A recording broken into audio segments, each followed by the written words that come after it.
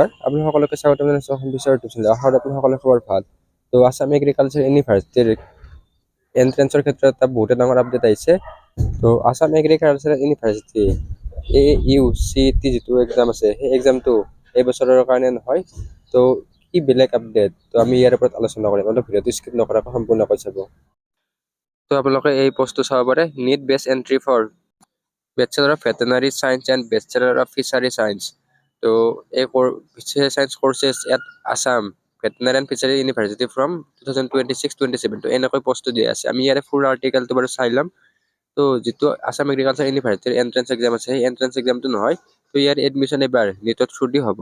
তো আপোনালোকে India today এনিৰ এইটো আৰ্টিকেল চাব পাৰে। ইয়াতে Assam veterinary and fishery university adopt NEET based admission for. তো এইকেইটা কোৰ্চ আছে, কোৰ্চ দুটাৰ নাম মেনশ্যন কৰি দিছে অলৰেডি কৰিলে, ভেটেনাৰী সায়েন্স আৰু ফিচাৰী সায়েন্স। নেক্সট দিয়া আছে the first academic council meeting ACM of Assam Veterinary and Fishery University AVF was held at its headquarters in Khanapara under the chairmanship of Vice Chancellor Niranjan Kalita. তো veterinary and fishery ইউনিভাৰ্চিটিত এখন meeting হৈছিলে।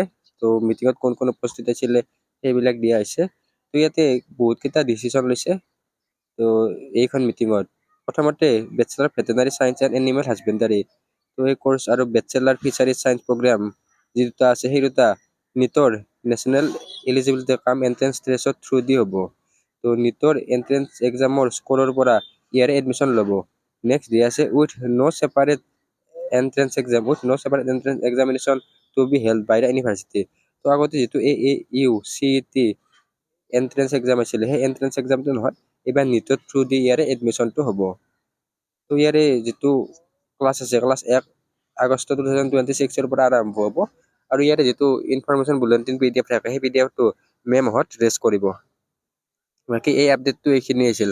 তো main পইণ্টটো হৈছে যে এইবাৰ নীটৰ থ্ৰু দি আছাম এগ্ৰিকালচাৰ ইউনিভাৰ্চিটিৰ এডমিশ্যনটো হ'ব।